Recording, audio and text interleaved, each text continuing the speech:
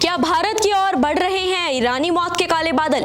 क्या आने वाले दिनों में हमारे आसमान से बरस सकती है तेजाबी बारिश? क्या तेहरान से उठे जहरीले धुएं के बादल अब एशिया के कई देशों के साथ साथ हिंदुस्तान के लिए भी खतरा बन सकते हैं? दरअसल सोशल मीडिया पर इन दिनों ऐसे कई दावे तेजी से वायरल हो रहे हैं जिनमें यह कहा जा रहा है कि तेहरान के ऊपर छाए जहरीले बादल अब उत्तर पूर्व दिशा में बढ़ते हुए मध्य एशिया और फिर पश्चिमी चीन के रास्ते भारत तक पहुंच सकते हैं।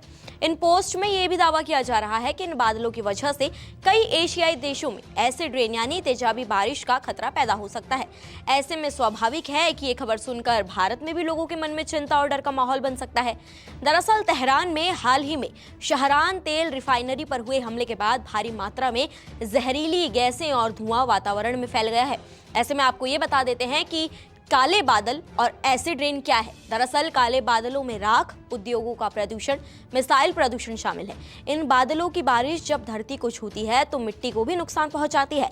इन बादलों में हाइड्रोकार्बन, सल्फर डाइऑक्साइड और नाइट्रोजन ऑक्साइड जैसे खतरनाक केमिकल मौजूद बताए जाते हैं। जब ये गैसें हवा में मौजूद पानी की भाप से मिलती हैं तो कई तरह के केमिकल रिएक्शन होते हैं और यही प्रक्रिया आगे चलकर एसिड रेन का कारण बन सकती है। अब सवाल ये है कि अगर ऐसी बारिश होती है तो उसका असर कितना खतरनाक हो सकता है। तो एक्सपर्ट्स बताते हैं कि तेजाबी बारिश की बूंदें अगर शरीर पर पड़ जाएं तो त्वचा पर फफोले, चर्म रोग, आंखों में जलन और रोशनी कम होने जैसी दिक्कतें आपको हो सकती हैं। इसके अलावा हवा में मौजूद ये जो जहरीले कण होते हैं ये फेफड़ों को नुकसान पहुंचा सकते हैं। आपको सांस लेने में दिक्कत हो सकती है, अस्थमा, गले में खराश और सिर दर्द जैसी परेशानियां भी पैदा कर सकते हैं। लेकिन अब आपको इस खबर की सच्चाई बता देते हैं। मौसम विशेषज्ञों के मुताबिक फिलहाल भारत के लिए इस खतरे की संभावना बेहद कम है। मौसम वैज्ञानिकों का यह कहना है कि इस समय हवाओं का रुख दक्षिण पश्चिमी दिशा में है, जो इन जहरीले बादलों को भारत की तरफ नहीं बल्कि कजाकिस्तान, किर्गिस्तान, रूस और पश्चिमी चीन की ओर धकेल रहा है।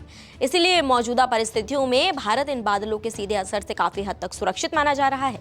मौसम विभाग के अधिकारियों का यह भी कहना है कि इस साल भारत में गर्मी सामान्य से थोड़ी पहले शुरू हो गई है, जिसकी वजह से हवाओं का रुख भी करीब 15 से 20 दिन पहले बदल चुका है। अगर सामान्य मौसम के अनुसार इस समय उत्तर पश्चिमी हवाएं चल रही होती तो इन जहरीले बादलों के भारत तक पहुंचने की संभावना ज्यादा हो सकती थी।